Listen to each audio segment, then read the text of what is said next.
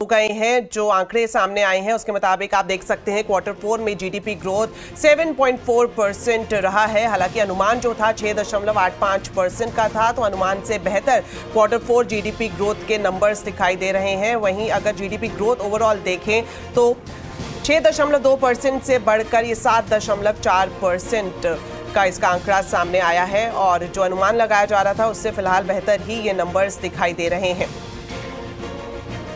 तो जीडीपी के नंबर्स पर एनालिसिस के लिए अब हमारे साथ जुड़ रहे हैं इंडिया रेटिंग रिसर्च के चीफ इकोनॉमिस्ट डीके पंत साहब। तो सर, स्वागत है आपका सीएनबीसी आवाज में। सर, सबसे पहले जीडीपी के जो नंबर सामने आए हैं, आपकी पहली प्रतिक्रिया जानना चाहेंगे।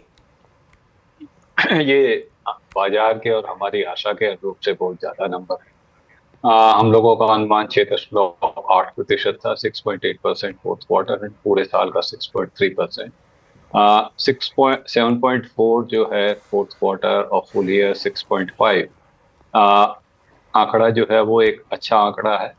परंतु आगे किस तरह से ये बिहेव करेगा, ये निर्भर करेगा कि जो इंडिविजुअल कंपोनेंट हैं, जैसे आपका प्राइवेट कंजम्पशन किस तरह से ग्रो किया, इन्वेस्टमेंट किस तरह से ग्रो किया। क्योंकि हमें सबसे बड़ी चीज हमें ये देखनी है कि ये आंकड़े हैं हमारे मार्च तक के, और जैसे जैसे आगे 25-26 के आंकड़े आएंगे कि जो रेसिप्रोकल टैरिफ है उसका क्या असर पड़ रहा है, स्पेशली इन्वेस्टमेंट डिमांड पे, और दूसरा आपका एक्सपोर्ट्स ग्रोथ पे, कि कहीं एक्सपोर्ट्स ग्रोथ में अगर एक एक एक सुस्ती नजर आती है तो उसका सीधे सीधे असर जीडीपी ग्रोथ पे पड़ने वाला है।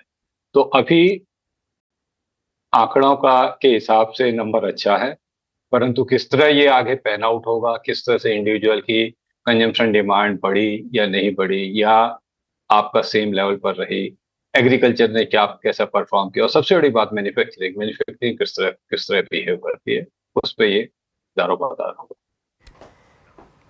बिल्कुल सर, आपने सही कहा कि आगे कितना सस्टेन करती है, कई सारे फैक्टर्स है जिस पर ये निर्भर करेगा। लेकिन अभी जो ये नंबर सामने आया है जीडीपी का, इसके पीछे इंडिकेटर्स कौन से रहे आपके हिसाब से? देखिए, जो प्रिलिमिनरी अगर आप देखें तो इन्वेस्टमेंट में काफी कुछ उछाल देखने को मिला है, जिसको पे जो हमेशा से ही जो फिक्स कैपिटल फॉर्मेशन है उसमें कुछ बढ़ोतरी देखने को मिली है।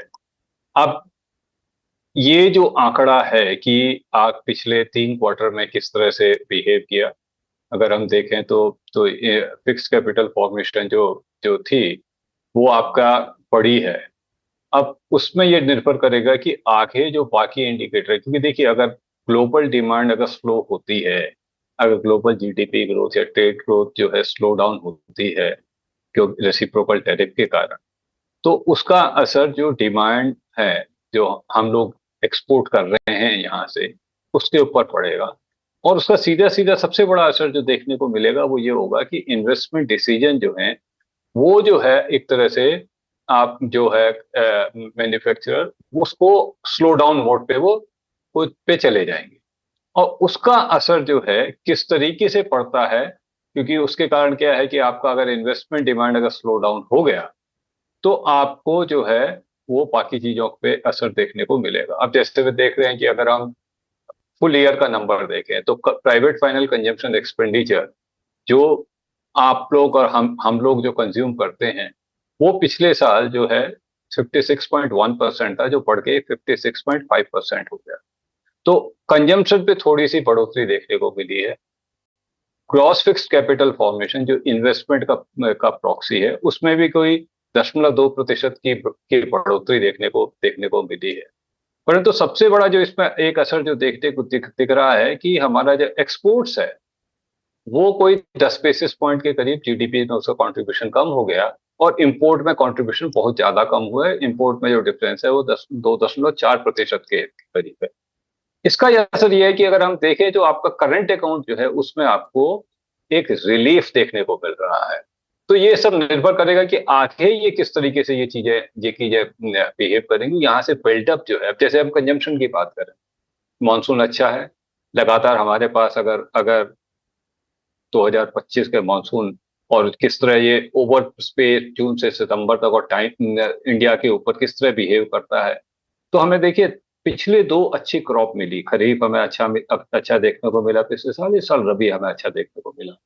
अगर ये अच्छा रहता है तो हमें एक और खरीफ और एक और रबी, तो 4 क्रॉप जो है लगातार हमें एक अच्छा देखने को मिलेंगे।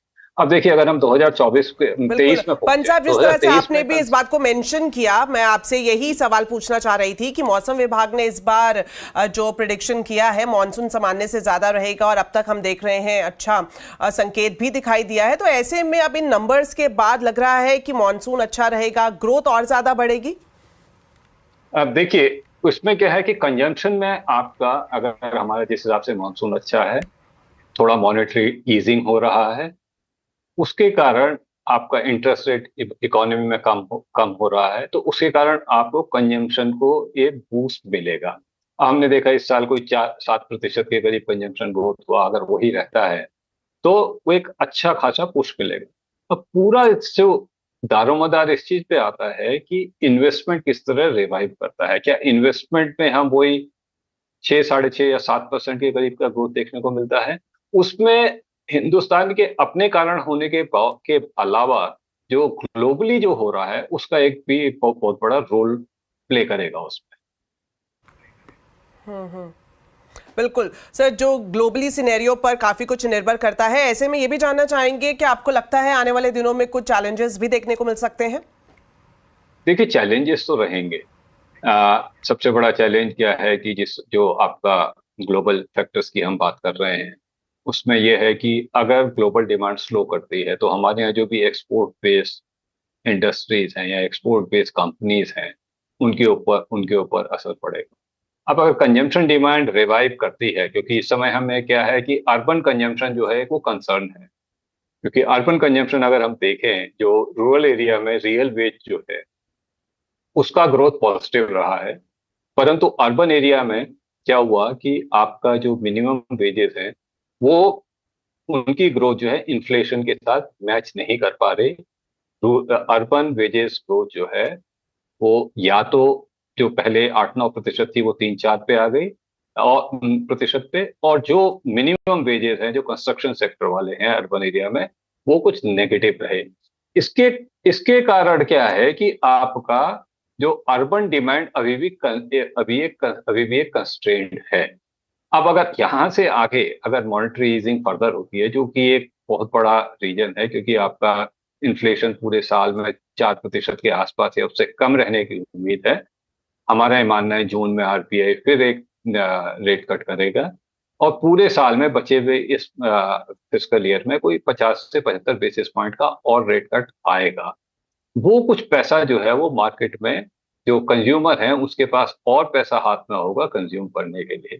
जब तक कि कंजम्पशन डिमांड 7-8% पे नहीं बढ़ती रहती तो हमें इन्वेस्टमेंट में कंसर्न होगा। तो इन्वेस्टमेंट सबसे बड़ा कंसर्न है, क्योंकि धीरे धीरे सरकार को अपना हाथ इन्वेस्टमेंट से खींचना पड़ेगा, क्योंकि हमारा फिस्कल डेफिसिट लेवल ज्यादा है, डेट लेवल ज्यादा है, तो सरकार मत साल दर साल हमेशा के लिए ज्यादा कैपेक्स नहीं कर सकती।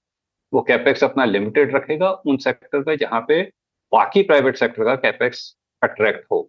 जिस समय स्थिति सही नहीं थी उस समय सरकार ने कैपेक्स किया। जब तक प्राइवेट सेक्टर कैपेक्स रिवाइव नहीं होता तब तक सस्टेन्ड कैपेक्स रिकवरी और सस्टेन्ड जीडीपी ग्रोथ हमेशा एक बिल्कुल सर, आपने बिल्कुल सही बात मेंशन करी कि ये जो आंकड़ा है जीडीपी का काफी उत्साहित है, लेकिन पूरे साल जो अहम फैक्टर्स हैं जिसकी बातें आपने सामने रखी वो किस तरह से इमर्ज करते हैं, इस पर भी काफी कुछ निर्भर रहेगा। Thank you so much sir हमारे साथ जुड़ने के लिए और जीडीपी के आंकड़ों पर पूरा एनालिसिस करने के लिए।